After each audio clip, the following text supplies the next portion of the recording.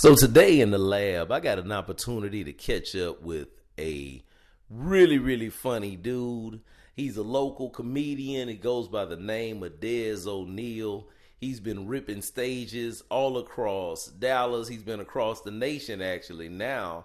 And he's just blowing up. The boy is getting to a point where he's headlining and gigs are increasing and he is just becoming the new dude. Up, divorce rates went up like 30%, man. First, like people was quarantining with their significant other, and they was finding out like your ass really ain't that significant. Like I don't like. So I want you to check out this interview. The dude is super funny. It's Dez O'Neal comedy. Check him out online, and here we go.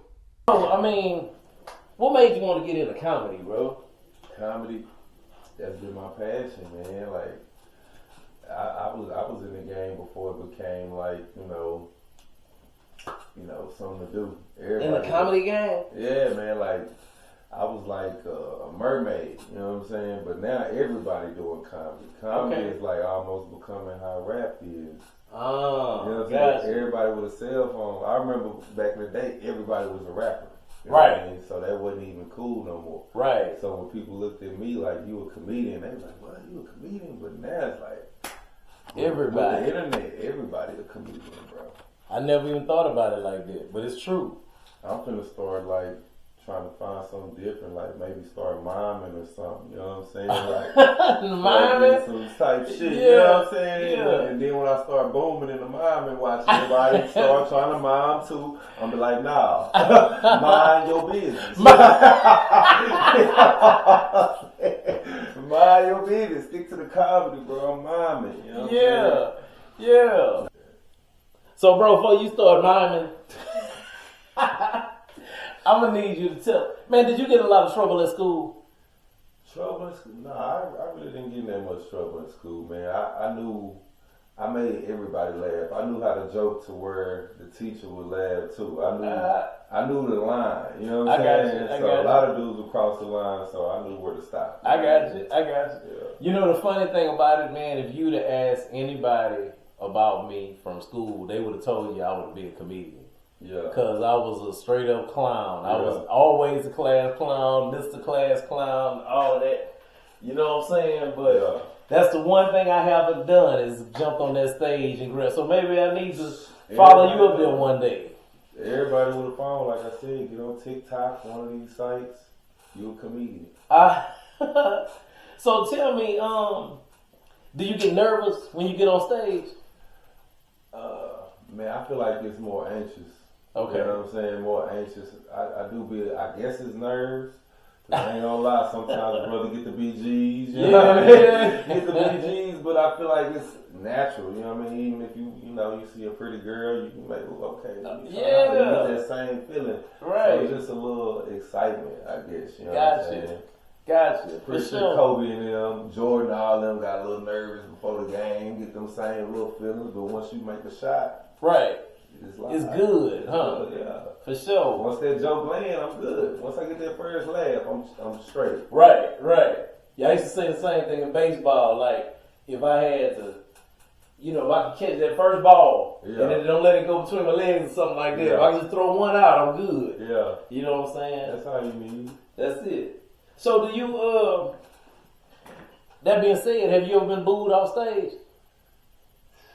Booed off stage? Nah, man. Okay. So you were booed on stage? Don't boo me off the stage. Okay. I'm going to finish my shit. I'm going to finish my jokes. I drove all the way here. I'm going to finish my shit. But nah, I remember one time I was at an open mic and it was this drunk lady and she started hitting me with her. Oh, doing that? Yeah, it was at this little bar and grill type little spot, but I don't really count that. You know? I got you. I was watching a clip. Steve Harvey was telling a story about in 1991. Yeah. He went to the Apollo. He was broke at the time. Yeah. And he had just enough money to get up to the Apollo, and he said like Jamie Foxx and somebody else was on there, but they ended up getting booed off the stage, and he actually made it. You know what I'm saying? And that's how he started his career. So imagine this dude worked all the way up that long to get into this. So how long? Started in Dallas too. Yeah, absolutely. So how long did it take you before you could start booking your own, doing shows and doing like? Man, that's tough to say, man. When I first started doing, I probably say like my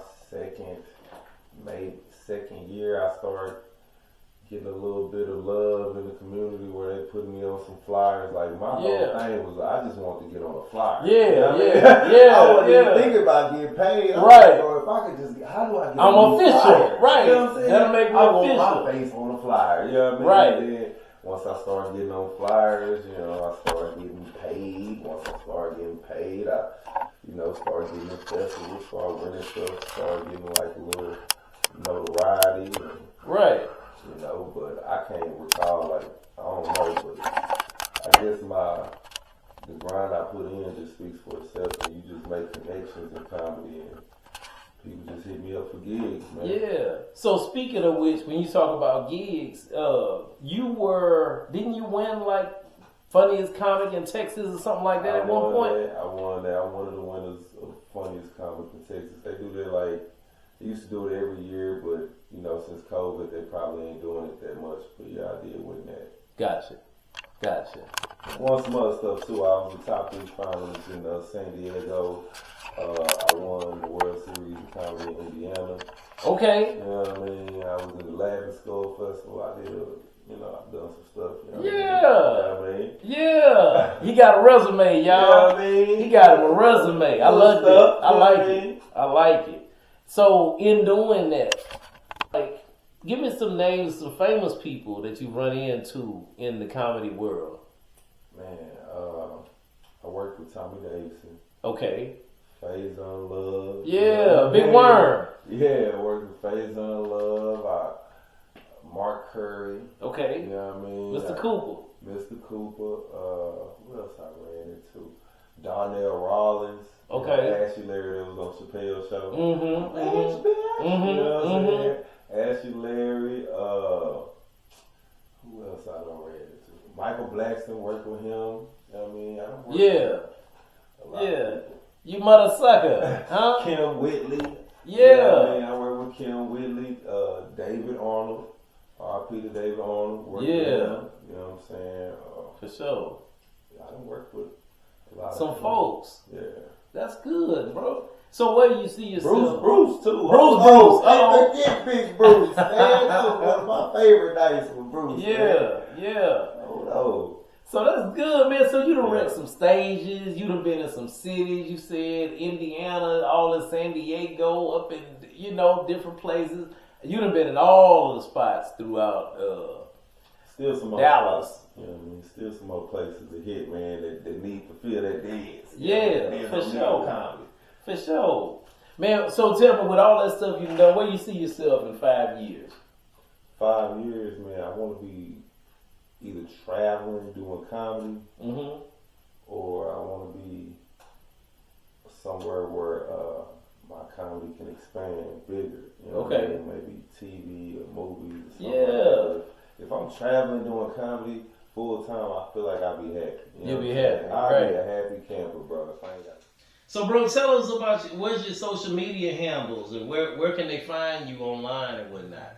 Man, you can find me on Instagram, Dez O'Neal Comedy on Instagram, Dez O'Neal on Twitter, Dez O'Neal Comedy on TikTok, comedian Dez O'Neal on Facebook. Man, I got a show coming up February 3rd, February 4th at Dallas Comedy Club in Deep Ellum, man. I'm going to be headlining. It's a big show. Okay. But just follow me on Instagram, man. I got a lot of shows that I post on there. Okay, good. And so, you're the first person to actually grace the lab, man. Like, we've been trying to get it together, but, in here we make classic lithofanes, and this one right here, this is yours. Oh, right man. Here. That's dope, man. You want to show it to us? Yeah, let's show it to it, man. I hope they can see it with the light. With the light on there, man. Can you see? Oh, let me see. You can't really see it on there. Maybe if I scoot it back.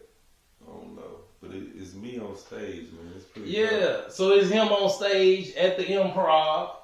Just a picture. So you know that was 3D printed. So that deal right there took like 5 hours, 5 or 6 hours to print that like that. Wow, I appreciate it, man. Word up. So everybody that comes through the lab, that's just something special. Now don't cry on it. Don't break it down like that. Man. 5 hours, dang. Yeah. So I actually paused it because I usually am printing all the time. But it's dope, bro. I ain't gonna lie to you. Lithophane. Lithophane. Now That you sound know. like some poison. No, actually. I know, right? That sounds like some old forensic file. She killed her husband with lithophane. Right. Exactly. That man, you know, that's some 200-year-old technology that back in the day they used to make that out of porcelain and rock. And that's how they used to take the light in the thin parts so that it could, what the word lithophane means to appear out of rock. And so that is just like, you know, actually carved in plastic instead of rock because it's, 3D printed obviously. So, yeah, it's kind of dope, huh? Oh yeah, man. I appreciate it.